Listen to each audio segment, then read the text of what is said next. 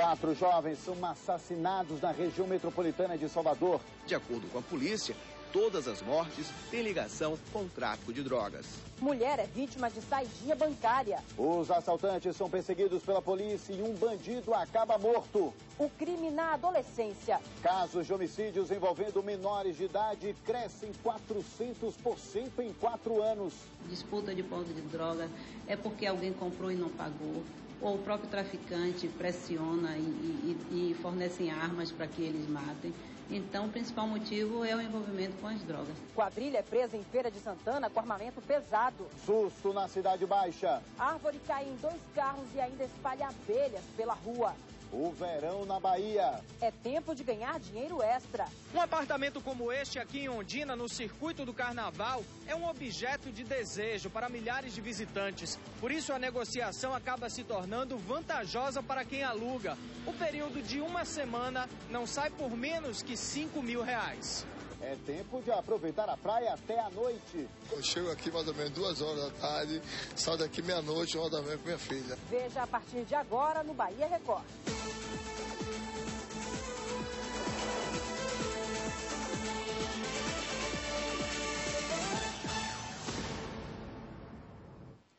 Boa noite. Violência nas últimas 24 horas na região metropolitana. 4 pessoas foram mortas e os corpos deixados em terrenos abandonados. Segundo a polícia, os assassinatos têm ligação com o tráfico de drogas. Os 2 primeiros corpos foram encontrados no lixão do bairro da Concórdia, uma área conhecida pela polícia de Dias d'Ávila como de desova. Os moradores evitam falar sobre o crime com medo de represálias dos bandidos. O sentimento da população pode ser resumido em poucas palavras. Horrível. Essa cena aí é horrível. Eu chego todo dia 2 horas da manhã do trabalho, você é doido, Jesus. As vítimas foram identificadas como Karine Silva e Edmilson Salles. De acordo com a polícia, os 2 eram usuários de drogas.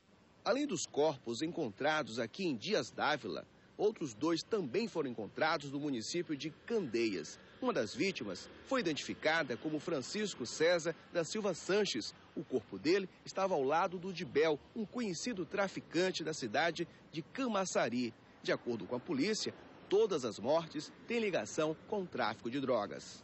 O delegado confirmou que as 4 vítimas estavam juntas e foram sequestradas em Camaçari. A princípio, a gente deduz que foi guerra de tráfico ou cobrança de dívida de tráfico de drogas. E outras 2 pessoas foram assassinadas no Vale das Pedrinhas, em Salvador, ontem à noite. As vítimas foram identificadas como Elielson da Silva Caldas e outro apenas pelo apelido de Neguinho. Segundo a polícia, Elielson estava envolvido na morte de um policial militar. O crime aconteceu em 2009, na BR-101, perto da cidade de Conceição do Almeida. 80% dos adolescentes envolvidos no crime têm ligação com o tráfico de drogas, é o que mostra uma pesquisa da Delegacia Especializada. Somente nos últimos 4 anos, o número de homicídios envolvendo menores aumentou cerca de 400%. A infância e a adolescência perdidas para o crime. Casos como esses refletem uma realidade que tem preocupado os especialistas. O número de homicídios cometidos por crianças e adolescentes tem crescido nos últimos anos. Vejam as estatísticas somente em Salvador. Em 2006, foram registrados 27 casos. Um ano depois, o número subiu para 34. Em 2008, mais um crescimento, o número de homicídios praticamente dobrou. E em 2009, foram 80 ocorrências, um crescimento de quase 300% em apenas 4 anos. Em 2010, houve uma redução com 46 homicídios, mas segundo a responsável pela Delegacia do Adolescente Infrator, esse número pode aumentar com o avanço das investigações, que mostram ainda que em 80% dos casos a relação com o tráfico de drogas. Disputa de ponto de droga é porque alguém comprou e não pagou, ou o próprio traficante pressiona e fornecem armas para que eles matem. Então, o principal motivo é o envolvimento com as drogas. Um dos 6 acusados de participar da morte das adolescentes, Gabriela Alves e Janaína Conceição, torturadas e decapitadas em novembro do ano passado, começou no mundo do crime cedo. O traficante Danilo Carvalho, Cacaroto, hoje com 18 anos, confessou ter matado pelo menos 6 pessoas na adolescência. Alguns especialistas defendem que é preciso uma revisão no Estatuto da Criança e do Adolescente para que as medidas socioeducativas sejam eficazes. Mas todos concordam que é preciso mesmo investir em políticas preventivas. É grave, isso merece uma atenção especial por parte dos nossos governantes, para que tenha uma política especificamente voltada para esses adolescentes com menor idade.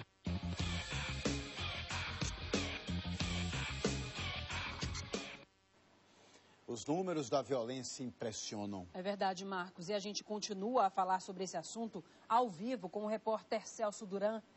Boa noite, Celso. A Justiça tem mudado a forma de agir nesses casos de criminalidade envolvendo jovens?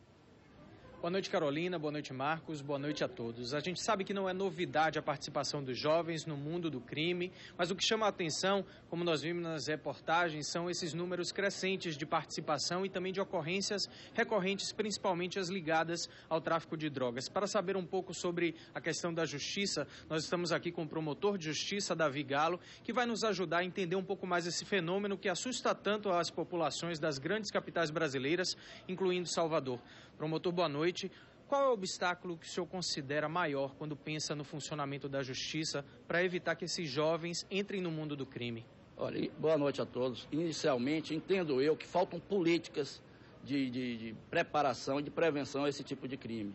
Em segundo lugar, nós temos hoje uma legislação menoril, que é como nós nos referimos a esse tipo de lei, em que ela não pune ninguém. Na verdade, você vê esse adolescente que decapitou as duas meninas, ele, antes de completar a maioridade, ele já havia cometido 6 homicídios.